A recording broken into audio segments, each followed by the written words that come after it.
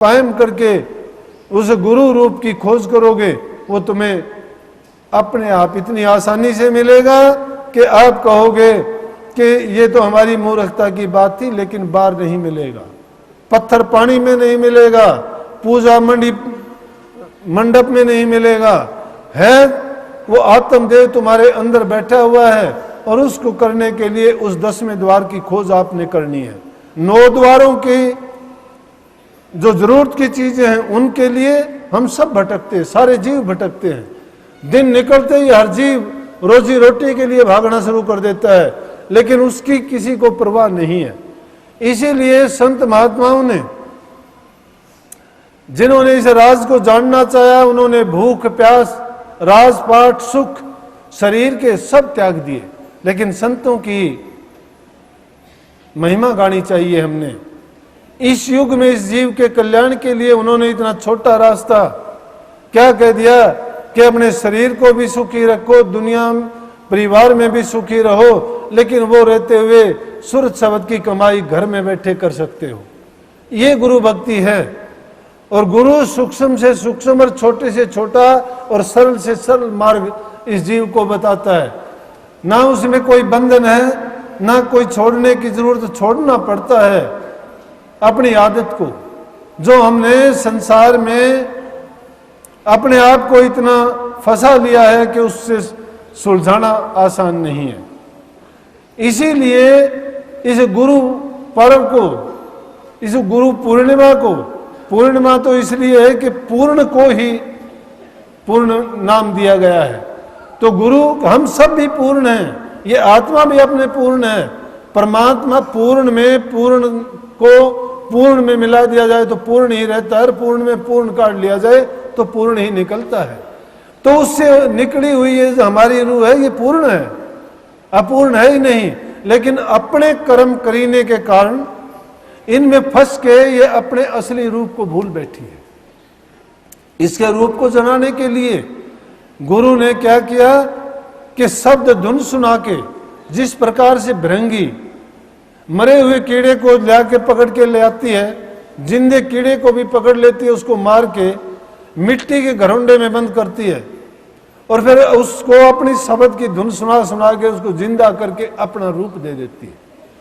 इसी प्रकार से गुरु भी इन संसारी जीवों को, जो संसार में फंसे हुए हैं, उनको पकड़ना चाहता है, पकड़ के लेके आता है अपने उपदेश के द्वारा, संदेश के द्वारा उनको प्यार से समझाता है। किसी से कोई फीस नहीं ली जाती, किसी पर कोई दबाव नहीं दिया जाता, क्योंकि जीव अपनी इच्छा से जो काम करेगा। लेकिन धीरे धीरे करके गुरु उनकी इच्छाओं को, जो संसार की तरफ से उसमें इतनी घुड़ी मिली हुई है कि खुद नहीं छोड़ सकता, लेकिन गुरु धीरे धीरे करके उस जड़ और चेतन की गांठ को खुलवा के उन इच्छाओं से उसको बरी करवाता है और शब्द के मार्ग पर लगवाता है। तो संसार के मार्ग को छोड़ के उस मालिक के रास्ते पर जो चलाने वाला होता है, उसको गुरु कहा जाता है। गुरु में अगर कमी है, लाख कमी रहो, लेकिन हमारे जो कल्याण की बात कहता है तो हम उसमें कमी बता ही नहीं सकते, कह ही नहीं सकते। तो गुरु को जो पूर्ण रूप मानता है, गुरु को जो शब्द रूप पहचानता है और गुरु को कल्याणकारी मानता है, उसका कल्याण होता है, उसके काम पूर्ण होते हैं और निश्चय रूप से उसकी मुक्ति मिलती है। धन्य है, धन्य मानता हूं गुरु महाराज को कि वो शरण मिली हमें, नहीं तो ये जीवन पता नहीं कहां बह जाता। पता है, सबको पता है, आप भी जानते हो, मैं भी जानता हूं, अंत होना है, अंत होना है, जरूर होना है। 360 दिन में होना है, 365 दिन में, 12 महीनों में होना है, 24 घंटे में होना है, 7 वारों में होना है, और एक घड़ी में होना है। घड़ी भी वो निश्चित है, कोई रोक नहीं पाएगा। आए हैं सो जाए हैं, जाएंगे, राजा रंग फकीर, एक सिंहासन चढ़ चले, एक बांधे जात जंजीर। हमें खुशी है, हम जंजीर से बंध के नहीं जाएंगे। गुरु की शरण ली है, गुरु के कहे वचन की पालना की है। चाहे हम लाख बुरे हैं, लाख हमारे अंदर ऐब हैं, लेकिन गुरु महाराज की शरण हमने पूरी ली है, हमारा काम पूर्ण होगा, कोई रोकने वाला नहीं है। अगर आपकी भी अटूट श्रद्धा है और गुरु को मानते हो और कोई भी बुरा काम करने से पहले ये सोचते हो कि ये लज्जा मेरी नहीं कि बुरा करता हूं, ये गुरु की इज्जत है। हम अपना सोचते हैं, गुरु का नहीं सोचते। अगर बुरा करते हो तो सोचो कि गुरु की बुराई होगी इसमें, अच्छा करते हो तो सोचो ये गुरु की इज्जत होगी इसमें। जो ऐसा सोचना शुरू कर देता है उसका जीवित कल्याण है। इसीलिए इसी जीवन में संतों ने कहा जीवत समझो, जीवत बूझो, जीवत मुक्ति निवासा, मुए मुक्ति बतावे गुरुआ झूठा दे विश्वासा। आज महापुरुषों की वाणी को पढ़ के अपनी मति से, अपनी बुद्धि से शब्दों के अर्थों को तोड़ मरोड़ के लगाते हैं। अपने पास कुछ कहने के लिए नहीं होता, दूसरों की आलोचनाएं करते हैं, क्या मिलेगा? अरे बुराई कर करके तो अपने मन को पहले ही बहुत बुराई भरी पड़ी है और क्यों भरता है? क्यों दूसरों के पाप के नीचे दबते हो?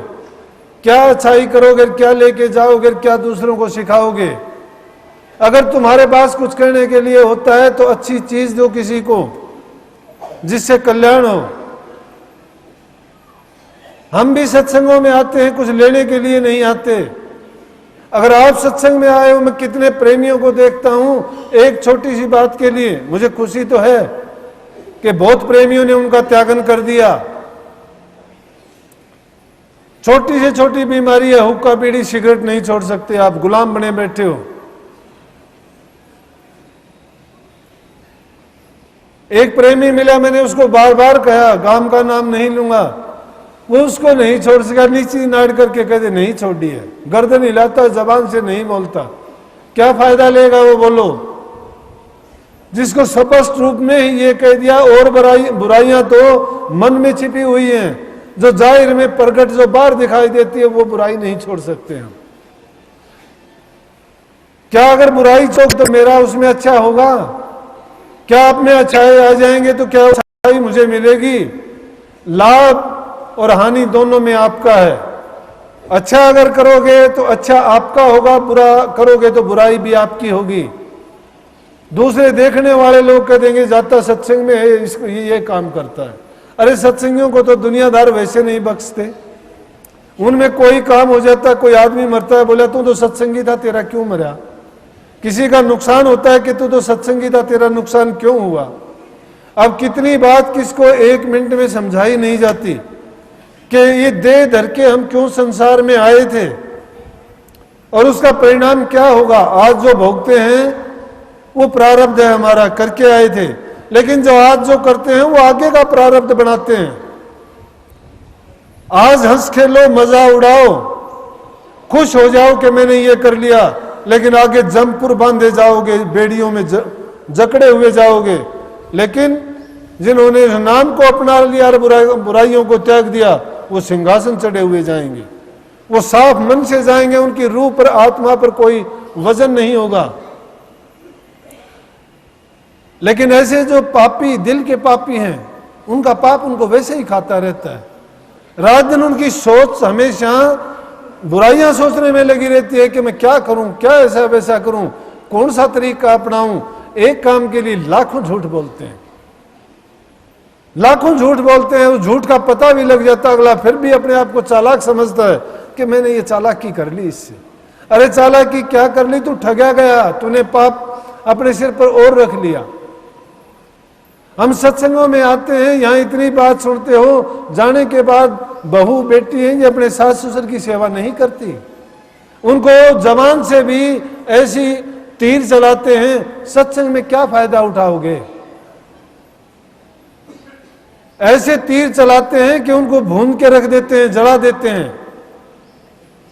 तुम वाणी का ऐसा आघात पहुंचाते हो कि उनका घाव कभी नहीं भरता है। प्रेम नाम की कोई चीज, जब तक तुम में प्रेम नहीं आया तो झूठी बात है, सत्संग से तुमने कोई लाभ नहीं उठाया। सत्संगों में अगर आते हो तो बिल्कुल ऐसे नरम बन जाओ, मोम की तरह से पिघल जाने वाले। अगर थोड़ी सी भी गर्मी आई, थोड़ा सा भी दुख दर्द किसी का देखा, तो मोम की तरह से बह के चल पड़े। किसी को सेवा की जरूरत पड़ी, वह बुरे भले, ऊंच नीच, जाति कुजाति, मेला कुचेला का भाव ना देख के उसकी सेवा करो। अगर सेवा तुम करोगे, वही उसका नतीजा तुम्हें मिल जाएगा। परंतु हमने तो इतनी भी कोई बात सत्संगों में नहीं, बल्कि हम तो अभिमान के नीचे दब गए और कहते हैं कि हमें नाम लिए इतने बरस हो गए, दुआई पीटते हैं, दुआई पीटते हैं बैठे बैठे कि मुझे नाम लिए इतने साल हो गए। बुराइयां क्या करता है? सब की सब बुराई उसमें भरी पड़ी है। सत्संगी को ऐसा बनना चाहिए दीपक की भांति, खुद भी रोशन और दूसरे को भी रोशन कर दे। जब उसके पास बैठे उसको रंग में रंग दे। हम तो क्या है, दूसरे के रंग में रंगे जाते हैं। कोई लॉटरी लगाने वाला कहता है कि मैंने 2 रुपए की लॉटरी लगाई थी, 200 रुपए आए। बोला कि चाल में भी लगाऊंगा, कहाँ लगाते हैं। वो रंग 1 मिनट में रंगा जाता है, यहां हम घंटों तक भाषण देते हैं, उसमें नहीं रंगे जाते। और वो संसार में फंसाने वाला है, दुख कष्टों में बांधने वाला है। और यहाँ की बात जो बताई जाती है, वो तो इसको इस जीवन में तो सुख देंगी, वो देंगी, लेकिन आगे के भी उसके जीवन को सुधार देंगी। प्रेमियों, जब सत्संग में आते हो, सत्संगी बनना चाहते हो, तो सत्संग के रंग में रंगना पड़ेगा। उनके सिद्धांतों नियमों को अपनाना पड़ेगा, अपने जीवन को मर्यादित करना पड़ेगा, उसको एक ऐसे मार्ग पर लगाओ कि दूसरे देखने वाले भी ये कहें, खुद ही को इतना बुलंद कर लो कि खुदा भी तुमसे आके पूछे कि बोल तेरी मर्जी क्या है।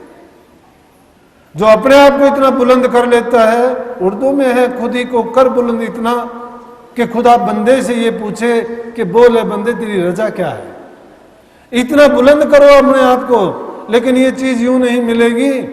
मिटा दे अपनी हस्ती को, अगर कुछ मर्तबा चाहे कि दाना खाक में मिलकर गुले गुलजार होता है। अगर कुछ बनना चाहते हो और हासिल करना चाहते हो ना, ये नहीं, मैंने पहले भी कही होगी, एक किड़ंगे की थी कृष्णा कृष्णा, आज वो दिखाई नहीं देती। तो चिट्ठी आया करती महाराज जियों के वक्त में उसकी, और चिट्ठी में क्या लिखती, महाराज जी राधा स्वामी आपकी बड़ी दया है, बड़ी कृपा है, मेरा जीवन सुधार दिया, मैं धन्य हो गई आपसे नाम लेके, लेकिन मेरी एक इच्छा और है, मैं चाहती हूं कि मुझे भाई मास्टर जैसी बना दे। वो मास्टर जैसी तो को बनी ना, आज उसका खोज खबर नहीं है, कहाँ है वो। क्यों नहीं है कि सत्संगी, हम तो ये देखते हैं कि जैसा रंग हुआ वैसे के वैसे बदल जाते हैं। अरे सत्संगी जब हो गए तो सत्संग के कानून कायदे अगर आपने मान लिए, नाम मिल गया, तो नाम में भी संशय उठाते हो आप कि जी हमने तो ये 5 नाम दिए थे, 4 नाम दिए थे, 3 नाम दिए थे, ईम कितने 200। फिर कहते हैं कि हमने तो नाम उन महाराजिया पर लिया था, जरा नाम उन पाके चाहे उन तभी 10 पीढ़ी पर लिया हो, तो भी नाम वही है। नाम नहीं बदलता, नाम एक ही है। गुरु भी नहीं बदलता, देह बदलती है। गुरु भी वही है, सतगुरु एक जगत का गुरु है, 100 भव से कड़ियारा, कहें कबीर जगत के गुरु आ मरमर ले अवतारा। किसको गुरु मानते हो आप? अगर इस पूरी दुनिया के गुरु को तो मानते हो, तो वो गुरु है जो जगत से कड़ियारा है, सबको निकालने वाला है। वो नाम गुरु है, वो शब्द गुरु है, वो सूक्ष्म गुरु है, वो तेज पुंज का गुरु है, वो प्रकाश रूप है, वो सबके अंदर विराजमान है। वो इसे भाव से इस संसार से काटने वाला है। और जो संसार के गुरु हैं ना, वो तो मरते हैं जीते हैं, देह रूप के गुरु को मानते हो। तो गुरु को तुम मानस मत जानो, वह है सत्य पुरुष की जान। सत्पुरुष की जान है गुरु, क्योंकि जब उनका संदेश देते हैं, उनका उपदेश सुनाते हैं, उनकी बात से सिवाय दूसरी बात नहीं है, तो उससे बड़ा उनका संदेशवाह कौन होगा? उनकी जान हुई कि नहीं हुई? वो तो बेजान है। उसका खबर और संदेशा देने वाला, उसका मैसेंजर तो असली गुरु वही है। जो देह रूप में प्रकट होकर अपना ही संदेशा खुद देता है। लेकिन जो ढुलमुल जीव होते हैं उनको वो इतबार नहीं आने देता, उनके लिए ऐसी लीलाएं रचता है, ऐसे खेल करता है, किसी को हंसी में, किसी को मजाक में, किसी को कुछ कह के, किसी को कुछ कह के ऐसा दर्शा देता है, उनका विश्वास नहीं टिक पाता। परंतु जो बैरागी होते हैं जीव, अनुरागी होते हैं, जिनको अपनी मंजिल और अपने घर और ठिकाने पर जाना होता है, वो दुनिया की परवाह नहीं किया करते। जो तू नाचन नीकसी फिर घूंघट कैसा, घूंघट के पट खोल दे मत करो अंदेशा। लेकिन नाचने जाने बावरी का आंगन टेढ़ा, हम खुद नाचना नहीं जानते, दोष किसको देते हैं? गुरु को देते हैं, नाम को देते हैं, घर परिवार को देते हैं, समाज को देते हैं। कमी किसमें है? हम में है। जो खुद नाचना नहीं जानती, नाच न जाने बावरी का आंगन टेढ़ा। आंगन टेढ़ा वही बताती है जो खुद नाचना नहीं जानती। लेकिन कमी किसमें है? पिया का मार्ग बड़ा सुगम है। पिया का मार्ग इतना सुगम है कि बहुत आसानी से मिल सकता है, लेकिन क्या है कि जिन चीजों के गुलाम बने हुए हैं वो हम छोड़ना नहीं चाहते। जिस प्रकार से बंदर अगर किसी बर्तन में गले हुए भुगड़े को उठाना चाहता है और उसमें हाथ दे के मुट्ठी भींच लेता है, हाथ उसका निकलता नहीं, भुगड़े छोड़ना नहीं चाहता और चिल्लाता फिरता है। वो सोचता है इस बर्तन ने मेरा हाथ पकड़ लिया, ये भ्रम पैदा हो गया उसको। लेकिन अगर वो उनको भुगड़े या जो चीज वस्तु उसने हाथ में पकड़ी उसको छोड़ दे, उसकी मुट्ठी खुल जाएगी, बर्तन से उसका हाथ निकल आएगा। हम भी संसार के पदार्थों से इसी प्रकार से प्रेमियों बंधे हुए हैं। बंदर वो बंदर नहीं, ये मिसाल है, बंदर हम हैं। संसार के पदार्थों को पकड़ के हमने मुट्ठी को इतने मजबूत कर लिया, छोड़ना नहीं चाहते। कोई शराब कहता मैं शराब छोड़ना चाहता हूं। शराब छोड़ना चाहता है, किसने पकड़ा? शराब ने तुझे पकड़ नहीं रखा, तूने पकड़ी है, छोड़ दे उसको, कभी छोड़ दे। देर थोड़ी लगती है, 1 सेकंड नहीं लगती। हम पीते थे, बीड़ी सिगरेट पीते थे, शराब पीते थे, गुरु महाराज की कृपा हुई, छोड़ दी। क्यों छोड़ दी? कि गुरु महाराज ने कहा था कि ये गलत